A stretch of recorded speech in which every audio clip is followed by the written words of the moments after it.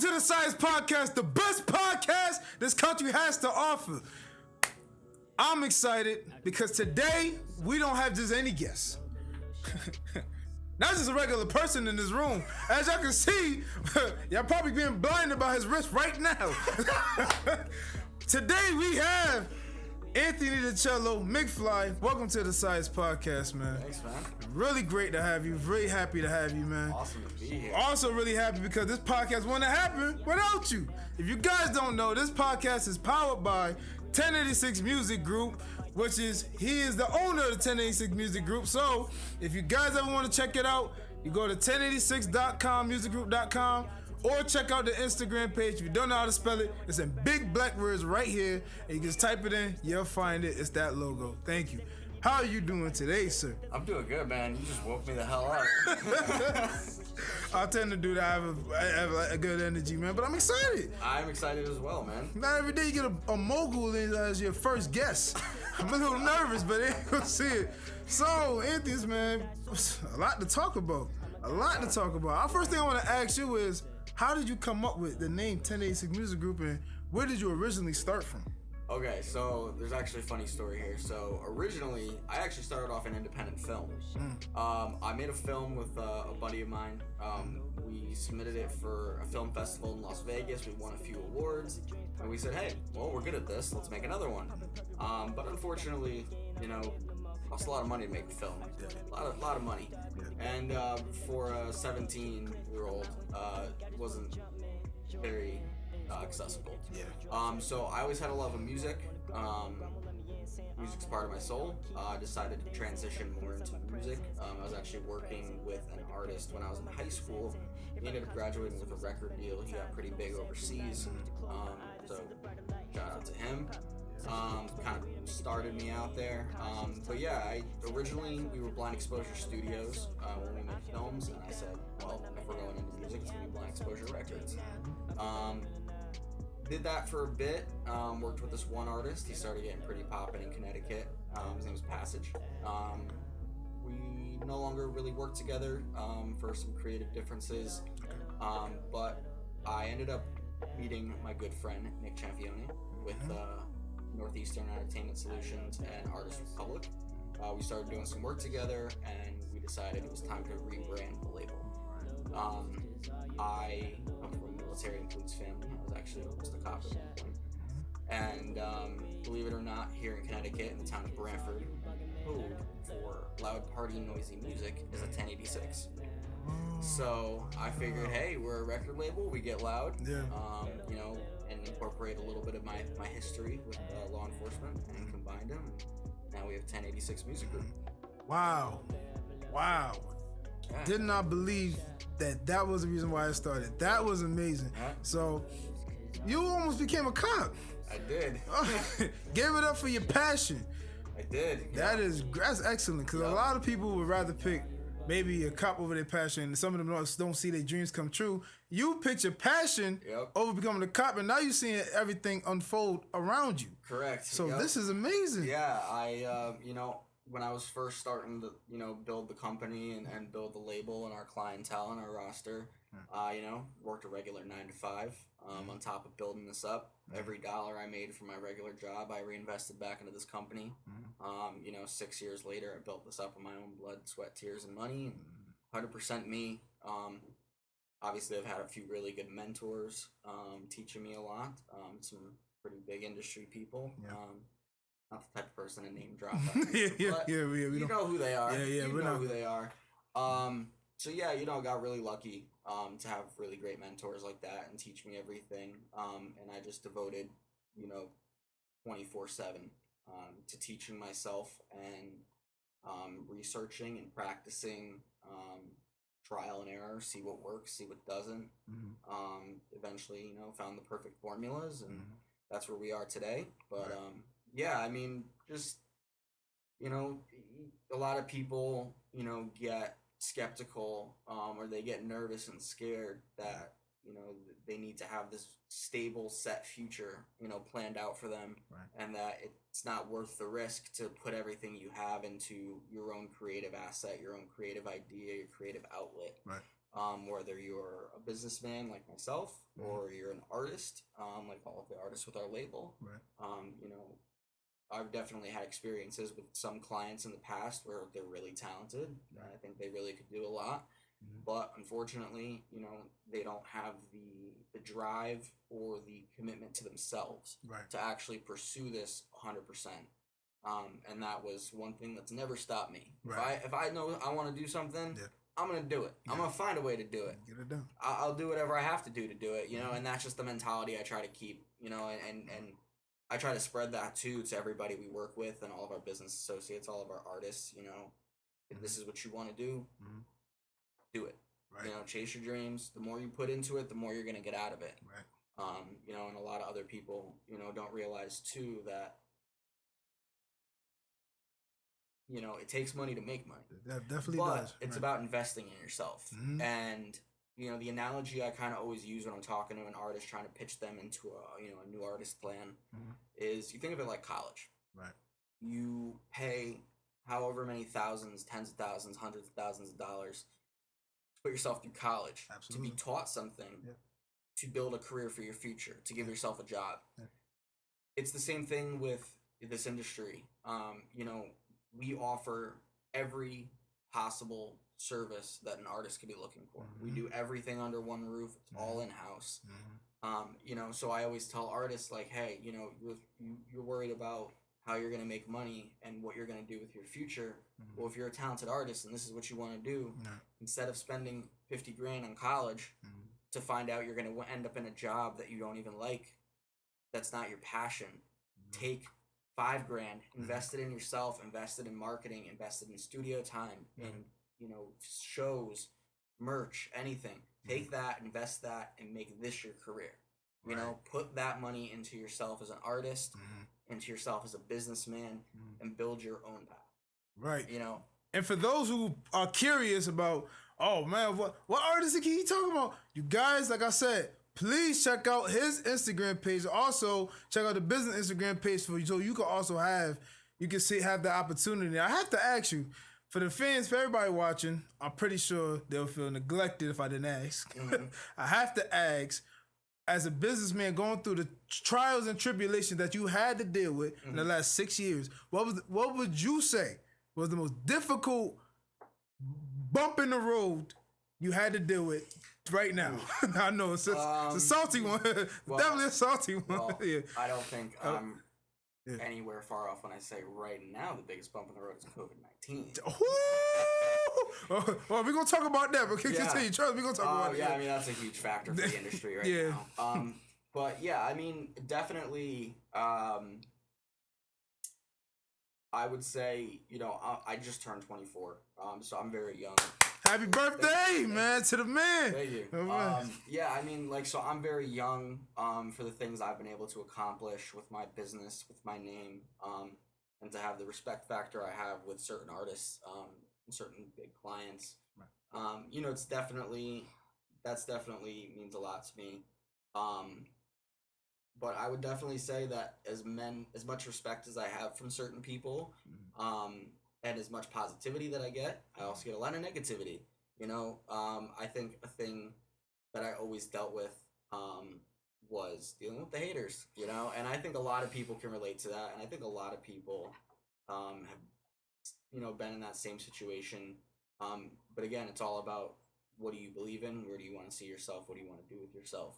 And I knew what I wanted to do, and I don't care what people say. I'm going to do what I'm going to do, and I'm going to continue to grow this business and, you know, grow myself. And there was definitely a point in time where any little negative comment would obviously, like, irk me and give me that, you know, shoulder shrug, like, I don't like that. Like, don't talk to me like that. Like, that's not who I am. I'm better than that. Absolutely. And it takes a lot of, you know,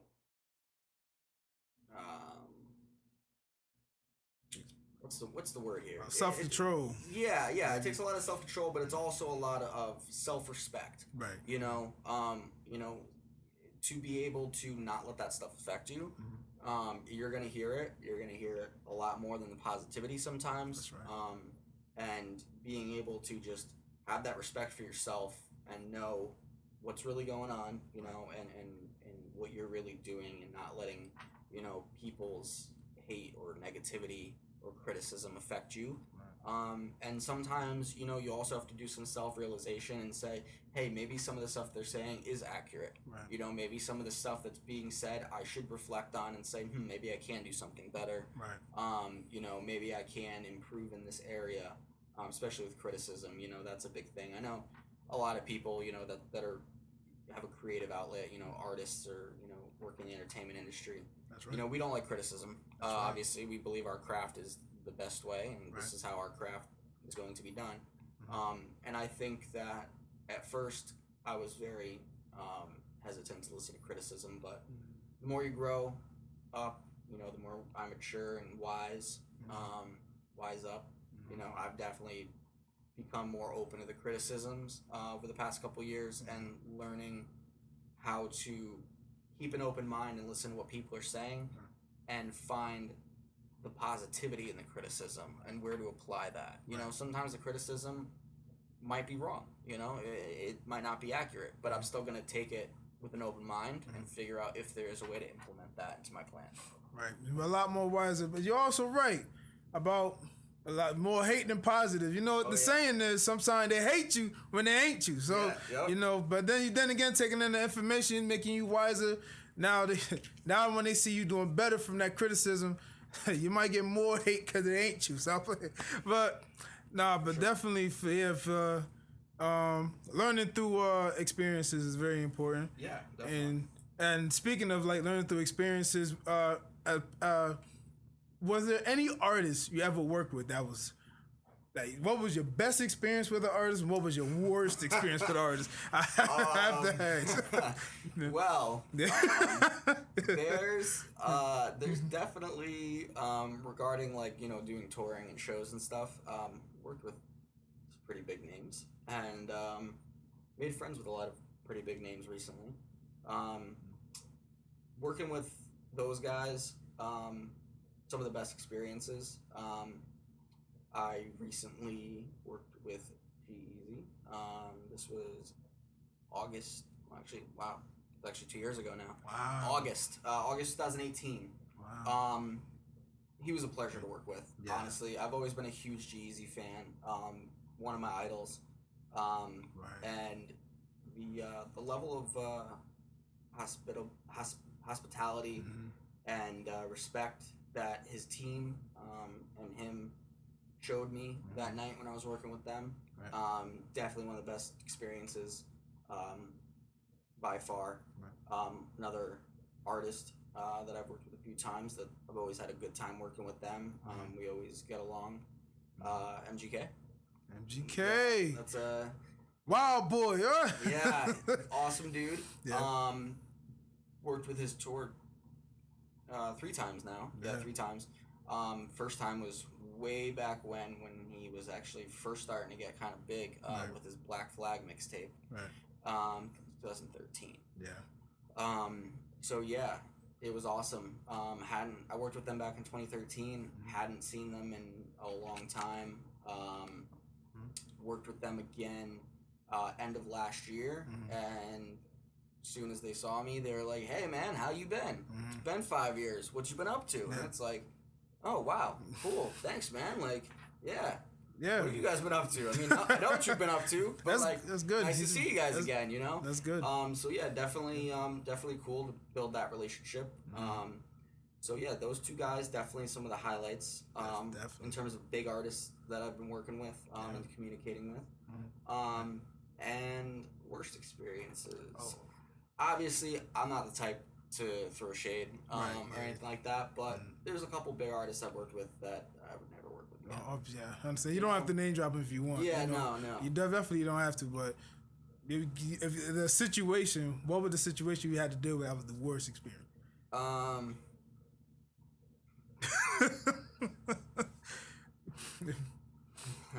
Okay, I see. We're not gonna talk about it. If I start explaining the story, it wouldn't be complete without the full understanding. That's of the right. story. Yeah. But without not trying to name drop and throw shade at anybody. So can't really explain the story that well, but yeah, basically just certain artists that know they're somebody and treat you like you're nobody, and just the disrespect and stuff, and even though you're not on the same level as somebody at times, there's people that I'm that aren't on my level, and there's people that are above my level. I treat everybody with the same respect. Yeah. You know what I mean? Yeah. Whether some dude walks up to me on the street and says, "Hey, can I spit for you?" Mm-hmm. Yeah, of course. Right. And then if I'm working with one of my bigger high-end clients, I'm gonna give them the same respect, and they give me the same respect, and that's a big thing for me is the respect factor. Respect is everything, yeah. Definitely. Speaking of disrespect, oh boy, this coronavirus has been the most disrespectful thing to happen to us.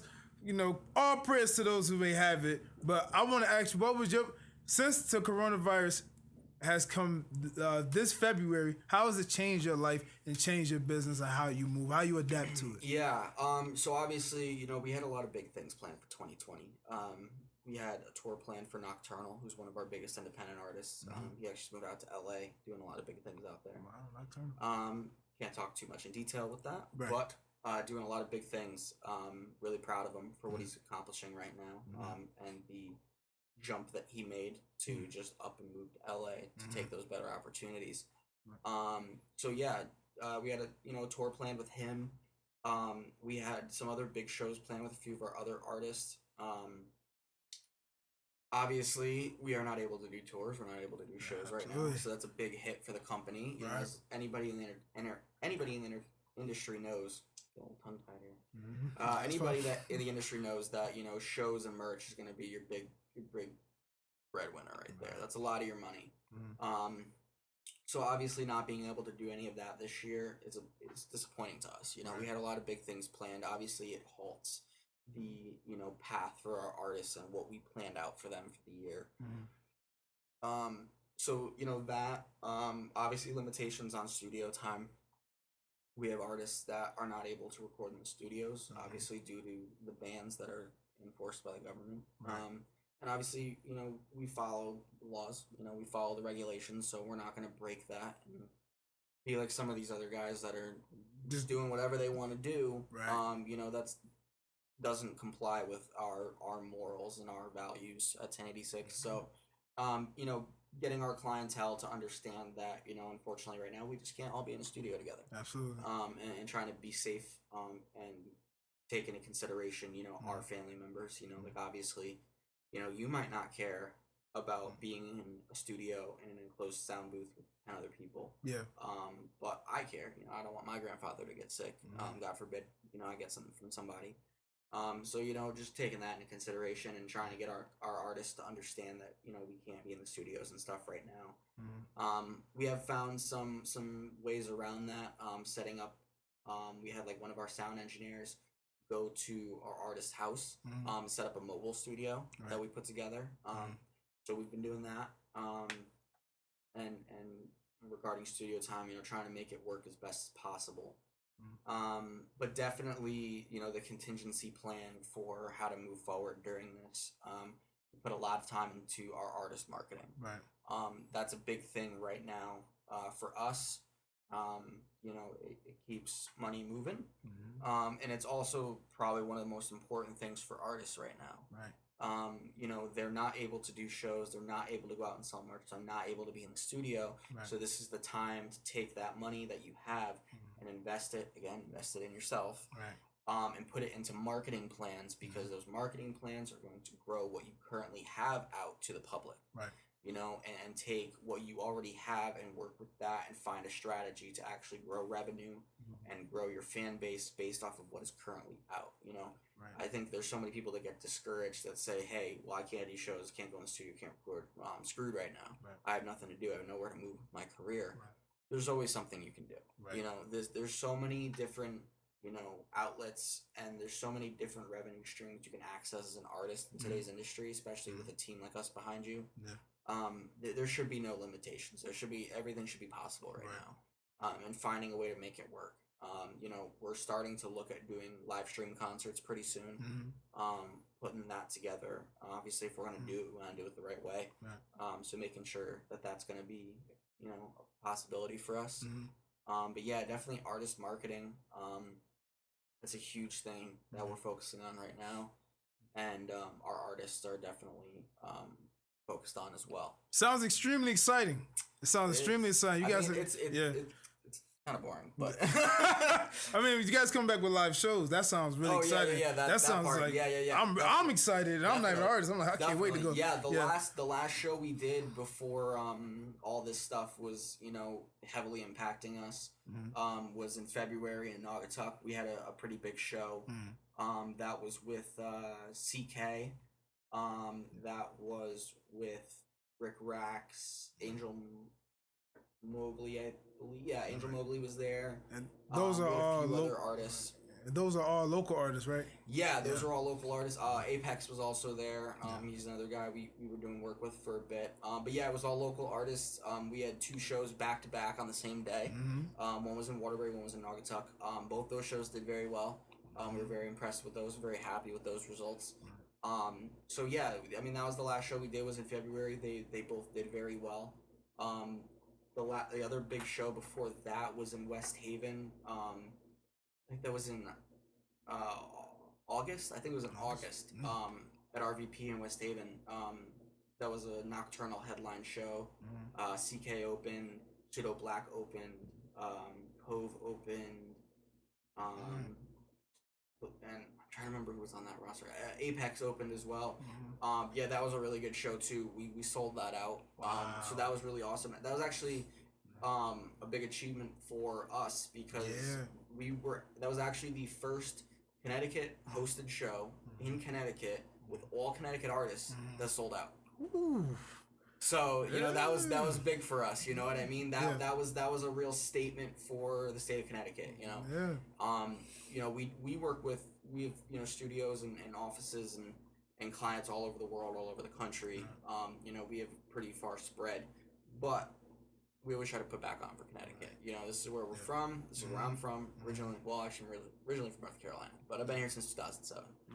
This is my high school, you know, and my young adult life has been here in Connecticut. And even though I'm doing a lot of stuff down in Florida now as well, you know, I try to stay in Connecticut as much as possible to continue to put on here. This is definitely a state that's overlooked, and I think there's so much talent here. And just nobody gives them a second look, you know, and that's what we try to do. We try to make sure that all of these young guys in Connecticut that are getting overlooked because they're getting overpowered by the guys in, you know, Jersey and New York and Boston. You know, we're giving you guys the spotlight. We're giving you guys a chance. We're listening. Absolutely. You know? Absolutely. That sounds amazing. That really sounds amazing. So in adapting to coronavirus, it canceled the live show, so you guys promoted your marketing. And you also, I looked up, you guys also have a streaming site, a streaming platform. We do. That makes it easier for artists to get their music out there while the coronavirus is going on. Yeah, so we did launch Music Plus by 1086. We launched that towards the beginning of the year. I believe that we launched the beta in April. And we're still currently working on it. We're at a little bit of a standstill with that, obviously. You know, obviously with the loss of income from, you know, not being able to do shows. You know, we got to pay developers for the app and the website and everything. So obviously, you know, that's on a little bit of a rest right now. It's still up, it's still working. We're still keeping it going. But in terms of like future development for that, we're gonna be on a little bit of a hiatus for probably about 3-4 months. But yeah, it's Music Plus by 1086. It's our own private streaming service specifically for independent artists. Artists are going to be able to upload each song for $1, which is pretty awesome. $1? $1. That's it? $1 per I'm song. a chicken? Yep. What? $1 per song. What? $1 per song. Okay. And we pay 25 cents per stream. Ooh. So that is the highest pay out for a streaming service. It sounds high, and again, it's the idea that we're trying to make more revenue options for independent artists. You know, an artist has to go to, you know, DistroKid, CD Baby, whatever, pay, you know, $60-$70 to distribute an album that might be 10 songs. you know, with us, you know, you got $1 per song, 10 songs, it's $10 to upload. You know, you get a good amount of streams, you're getting 25 cents per stream. You can make a couple $100 pretty easy on that. Yeah. We have different subscription packages for the fans. There's the basic, you know, you just get to stream and download everything on the site. Yeah. There's other ones that include discounts on merch and stuff like that. Right. Free tickets to your favorite artist show. So we're basically trying to build a platform for artists to be able to put out their music for cheaper and make more money on it, to be able to invest that money into better and better things for themselves. And also give the fans a more intimate experience where they get to actually connect and communicate and feel like they're a part of their artist journey. Awesome. Wow. So yeah, and there's going to be not just music on there. There's going to be music videos. There's going to be independent films. There's going to be podcasts, vlogs, any form of entertainment by an independent creator. They're going to be able to upload to the platform. Right. Obviously, right now with the beta, we just got some music up on there. You know, we're adding more and more music all the time. We do a weekly artist highlight or a weekly song highlight. So, you know, every week, you know, check out and see which song we're highlighting. Definitely listen to it. Give them the support. But yeah, Music Plus, hopefully going to see a lot of big things with that within the next 6 months. Right. Forward. So if you guys are on TikTok out there and you're listening, and you like to hit the whoa, and all your dances, they have a streaming site for you that can help boost your career as well. Wow. Now that we've covered almost every aspect of your business and everything, let's get to know you a little bit. Okay. You know, you seem like a party animal. You seem like a party man. You seem like a very fun person to be around. I've definitely had my fair share of partying and fun. Yeah. Kind of at that point in my life now where I'm putting that behind me. Trying to stay more in the positive business mindset. Try to keep my body free and clear of all toxins and inhibitors. That's great. For sure. Try to keep myself sober as much as possible. But yeah, I mean, definitely used to party a lot, do a lot with all that. Obviously, every time we do a show, it's a big party. We do after parties afterwards. Yeah. But yeah, I mean, I used to be out there a lot more in the clubs and stuff. Yeah. Now when I do go out, it's more of to be there with my artists, make sure they're having a good time. Right, you know, right. that's always my concern with my clients, is that they are out there, they are having a good time, they're communicating with fans, they're growing their fan base, they're getting their name out there, they're taking pictures of people, they're getting people to follow them on Instagram, on Spotify, whatever. So yeah, I mean, I definitely used to party. Used to get around a lot, but not so much anymore. I try to keep it a little more quiet. But well, that's good. You putting your artist first. You seem like a very generous person. Like you put other people before yourself, which is really good. Yeah. I mean, you have to in this industry. I mean, this is a very hostile, mean industry. You know, and we're trying to change that. We're trying to show that there are companies. You know, they always assume, oh, it's the big bad label. They're gonna steal all my shit. They're gonna take all my stuff and all that. You know, and we try not to do that. Right. You know, obviously there's different deals, there's different types of deals for every situation. Yeah. There are record deals. We do have artists on record deals, you know, where we do take a percentage. But if they're on a record deal, we're giving them in advance. Right. They have a certain amount of time to pay the advance back, and then they start collecting on their royalties. You know, we also pay for everything for them. That's fair. We pay for all their clothes for videos. We pay for all their jewelry for videos. You know, anything they need, we cover. So yeah, we try to give back to our artists. We try to make sure that the artists are, you know, having the best experience possible, to show them that, you know, yeah, you could do this by yourself, but you're not going to have this type of support and dedication behind you. Right. That's amazing. Speaking of dedication, you're very dedicated to your image. I am. You're very dedicated. Look, you look crispy out 24/7. You look definitely. People always say, "Oh, you're a hype beast." No, I don't consider myself a hype beast. Okay, I don't really like that term. Yeah. But I am a fashion enthusiast. Right. Okay. Right. So yeah. And your name is McFly, and I have to ask you, how did you get the name McFly? Where did you come up with it? Where in your mind did you say McFly's a great name? Yeah. I am a very big sneakerhead. Are you? I have a pretty decent sneaker collection. Do you? I do. Oh.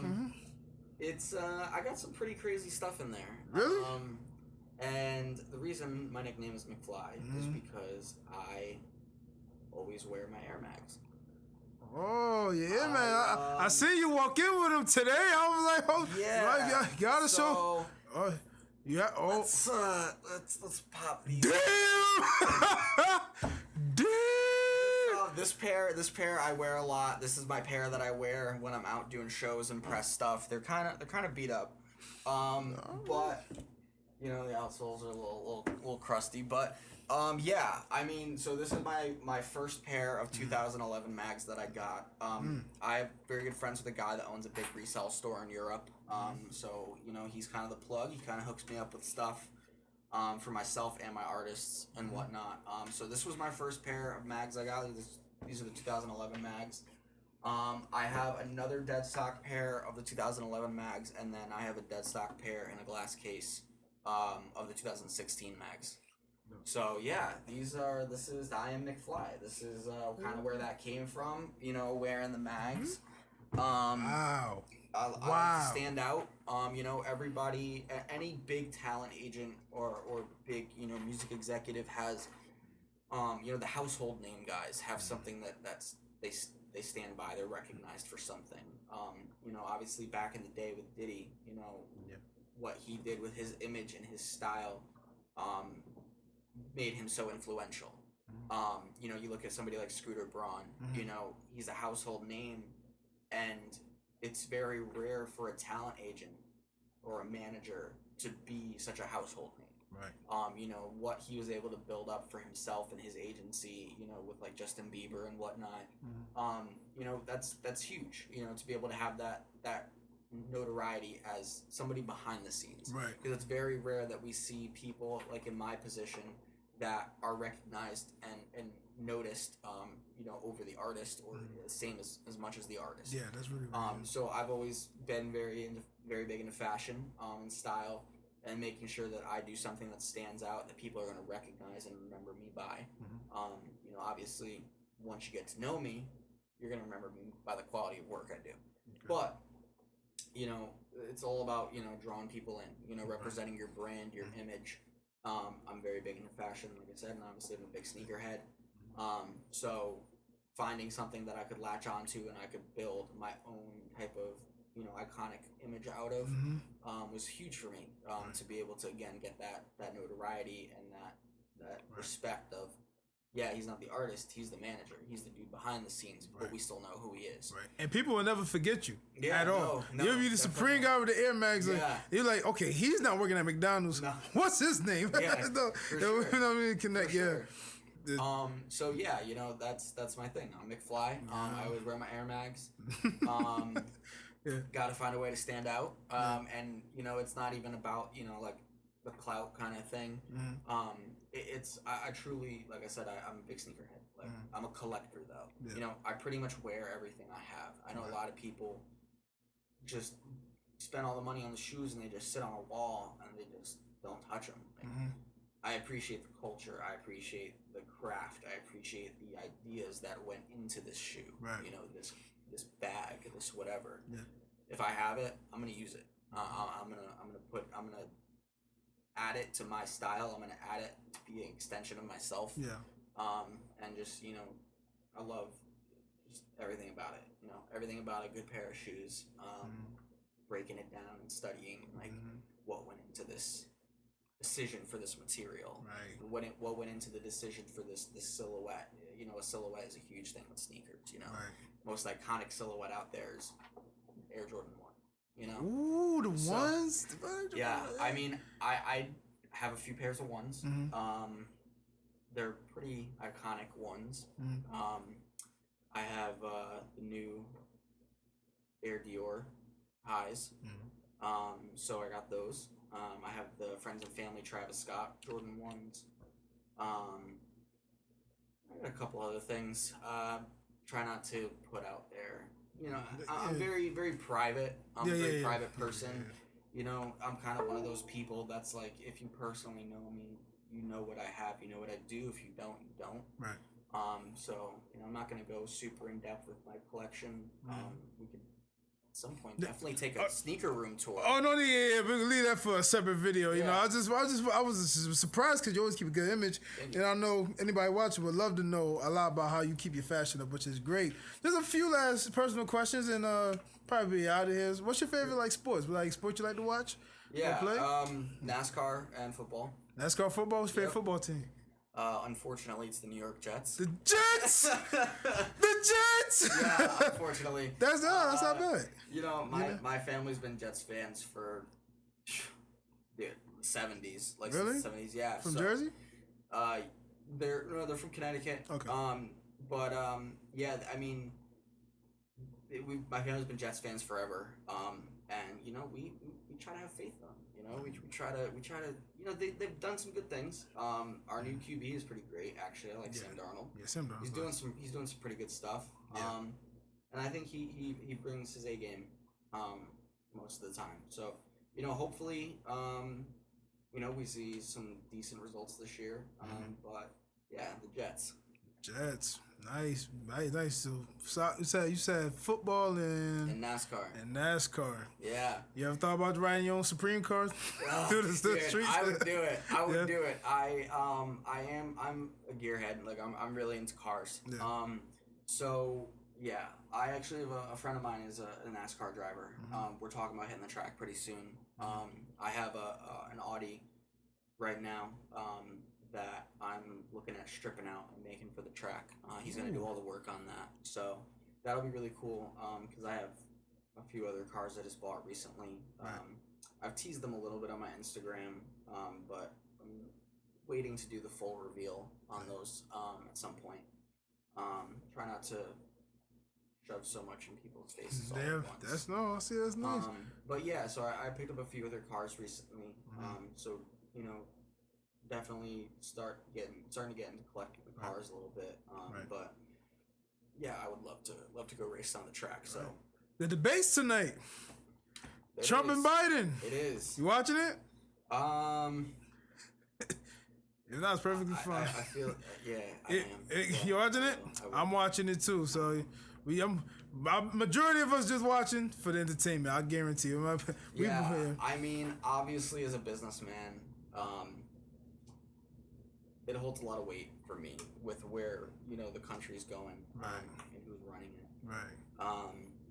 Not gonna be that person to start putting my political opinion. No. Yeah, you don't have to. No. Definitely don't. You know, don't wanna turn anything. No. I just want to see if he's watching it. Yeah, I mean, I have high hopes for hopefully what we can achieve. With everything going on currently in the economic state of the country. Right. I think there's been a lot of good done recently, actually. I think the executive orders that were signed recently to extend the unemployment benefits for the pandemic. Right. You know, I work in hip hop. You know, a lot of my artists that have families from, you know, low income areas. Yeah. You know, they were heavily impacted by that in a positive way. You know, that was a way for them to be able to continue to pay the bills because they're not able to work for whatever Absolutely, reason. You know, and put food on the table. So I think that was really impactful, especially on the, you know, low income communities.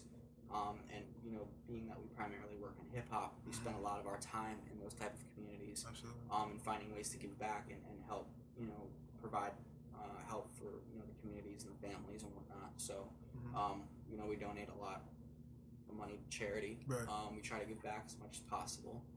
So, you know, I think that was a big positive impact for those communities to be able to have those benefits extended while they continue to try to, you know, work through the madness right now. Right. Last question. We're only going to let you be free. I know I've had you captive here for about almost 40 minutes now. Last question. For 1086, for your business, also for yourself, where do you see you guys, any achievements you see you guys, any goals you see you guys achieving within the next 5 years? A lot. A lot. Okay. We have a lot of stuff in the works right now. Right. A lot of big deals with some big people. Right. You know, I think definitely the two artists that I have the most confidence in, or the three artists I have the most confidence in right now, you know, Nocturnal and Pseudo Black. You know, they're a package deal, but you know, even independent in their own careers, you know, the stuff they're doing right now is awesome. You know, it's truly amazing to have been able to work with these guys since day one. Right. You know, 5 years of building up a career, building up my business, and also, you know, building up their careers at the same time, and being able to build with an artist and not from an artist.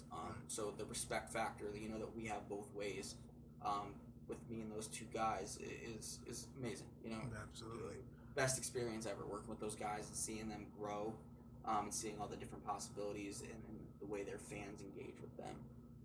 So definitely them. You know, we have a lot of big things coming with them. Obviously, we're supposed to do some touring this year with Nocturnal. We couldn't do it. Looking to do that next year. Now that Nocturnal's out in LA, you know, we're gonna be sitting down talking with some pretty big people pretty soon. Right. Making some moves. I definitely think like this 2021 is the year. It is the year that they're gonna finally hit that peak.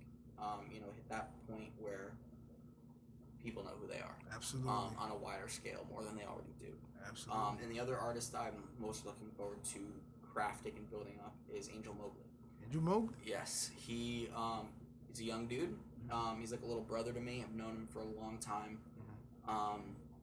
He's a great kid. Great artistry. You know, he's the type of artist that focuses on the lyrics and what he's saying, but he provides it in such a melodic, you know, hypnotic vibe. Right. Every one of his songs you can just sit back and think to. Right. And I think that's something I really respect about him and what he's been able to do with his craft in order to stand out. And also, you know, his whole, you know, metaphor for his career and his life. He compares him to the Jungle Book, Angel Mobley. You know, and where he came from and what he went through. It was like getting through the jungle, and finally making it to the man village at the end. So definitely have a lot of expectations from him coming up the end of this year into the beginning of next year. Really excited to see what he's gonna do. He's got a new single we're working on right now. It's gonna be coming out pretty soon. Dropping some merch for him as well. So definitely go on Redbubble, search up Angel Mobley. You'll see some merch. Right. Just want to give a quick shout out to Stillhouse 3 Kilos. That is our company's 2 favorite alcohol companies. We drink that all the time. Shout out Stillhouse, G-Eazy's Liquor.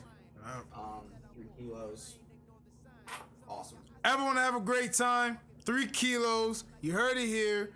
Best liquor to party with. So definitely copy you a bottle. Get you a bottle. Make sure you have the greatest time of your life. Thank you, McFly. Thank you, Anthony, for coming up to the podcast, man. A banger podcast. First ever podcast. This is the Saius Podcast. Well, hopefully, what I've took from this podcast, just be interviewing you. I feel more inspired. I feel more wise. I feel like there's opportunity. If I want to become an artist, after watching this, you should feel like nothing can stop you, because there's people like Anthony here fighting for you every day. So, and it's companies like 1086 that are here to support your brand, marketing. You check them out. 1086 Music Group on Instagram. You can check out McFly at McFly_203 on Instagram. And thank you once again. Banger podcast. Awesome. Yeah, I hope you enjoyed your time. I did, definitely. You know, glad we got to talk. Talk on all these different topics and just spread the message of what myself and my company are trying to do for independent artists. Yeah, I'm excited. I'm excited to see where this company goes. Not even 5 years, in 5 weeks. Yeah, maybe 5 days, I don't know. Yeah. All right, man. Thank you guys for tuning in. You can check out our podcast live on our YouTube channel. Everything links will be in the description below. Enjoy your day. Saius out.